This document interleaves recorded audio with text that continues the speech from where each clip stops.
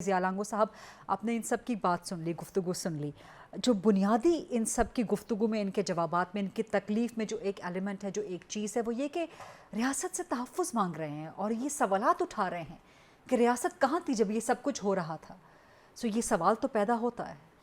देखिए, सबसे पहले तो मैं एक बात बताऊं कि मीडिया हो, चाहे पब्लिक गैदरिंग्स हो, चाहे पार्लियामेंट हो, हम जिस भी किस्म के लोगों के अपने मसले मसाइल के हवाले में बात कर सकते हैं, करें तो हम सब ने उसको फेवर करना है और उसकी मदद करनी है। लेकिन वो एलिमेंट्स जो मज़लूमियत का नाम लेकर, कौम परस्ती का नाम लेकर, मज़हब का नाम लेकर अगर किसी गैर कानूनी और गैर आइनी तरीके से रास्ता इख्तियार करें तो हमने उसको जो है या नाराज़ के नाम से, बलूच के नाम से, इस नाम से नहीं पुकारना है। नाराज़ बलूच बलूचिस्तान के वो लोग हैं जो पार्लियामेंट में बैठे, पार्लियामेंट की सियासत कर रहे हैं और सियासी तरीके से बलूचिस्तान जिस तरह पहले पाकिस्तान बना उसके हालात बहुत कमज़ोर थे, बलूचिस्तान बहुत कमज़ोर था, फिर होते होते 18वीं तरमीम आ गई। तो एक तरीका होता है। लेकिन अभी बलूचिस्तान में सिक्योरिटी की मैं सूरत आ हाल रहा हूँ अंडर उस पर, क्वेश्चन मैं है। उस पर आ रहा हूँ। ये कब तक ये मैं सिलसिला इस पर चलता रहेगा, शनाख्ती कार्ड दे के कत्ल करने का? देखिए, हम इसी सिलसिले में मैं उधर से आ रहा था कि हम अपनी गवर्नमेंट को, अपने इदारों को इस चीज़ों में सपोर्ट ही नहीं करते, उनका मोराल ही हम हाई नहीं करते। अगर इस किस्म के लोगों पर आपकी गवर्नमेंट कार्रवाई करेगी, इनके ठिकानों पर हमला करेगी, तो आप कहेंगे कि भाई बलूचिस्तान में ऑपरेशन हो रहा है, बलूचिस्तान में नाजायज़ लोग मारे जा रहे हैं।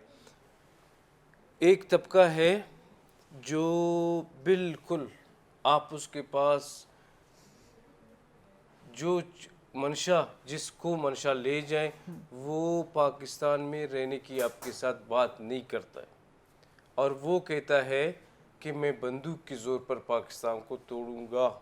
और उसके साथ और आप उसको बार बार, कौन सी गवर्नमेंट चाहिए, जिस गवर्नमेंट में मैं भी ना हूँ, कौन सी गवर्नमेंट चाहेगी कि मुज़ाकरात से चीज़ें हल ना हो और मारदार से। दुरुस्त बात। तो हम बलूचिस्तान के लोग हैं, हम तो कोशिश ही करते हैं कि बातचीत के ज़रिए, मुज़ाकरात के ज़रिए मसले हल हो। हमारे बहके हुए लोग हैं, गलत रास्ते पर हैं, जो हैं हमारे ही लोग हैं, हमने ही उनको ठीक करना है।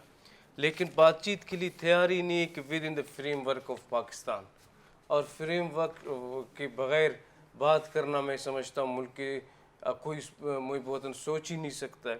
तो ऐसे लोगों के ख़िलाफ़ जब गवर्नमेंट जाती है तो हम कहते हैं ऑपरेशन है, नहीं जाती तो आप कहते हैं कि इस तरह के वाक़यात हो गए। दूसरी वजूहत, बलूचिस्तान बहुत बड़ा एरिया, 43% ऑफ रकबे के एतबार से, रकबे के एतबार से वहाँ जो है इतना डेवलप भी नहीं है कि हर जगह आबादियाँ हों, ये हो।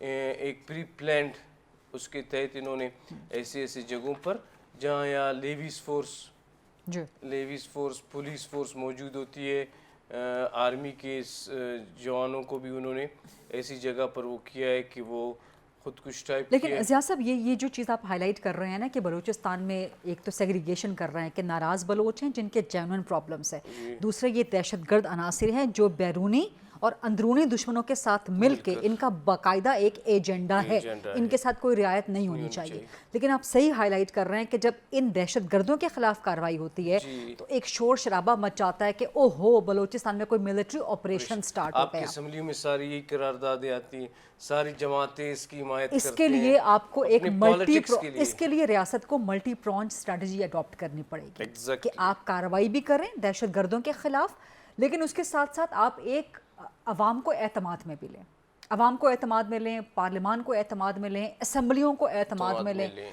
ताकि कहीं पर कोई शक और शुबे की गुंजाइश ना हो, कोई इबहाम ना हो। सो ये काम भी तो रियासत के करने की ज़िम्मेदारी। ये भी अगर आप रियासत को उसका काम उससे अपने 100% मामला ठीक करना चाहते हैं तो 100% उसके साथ आपको खड़ा होना पड़ेगा।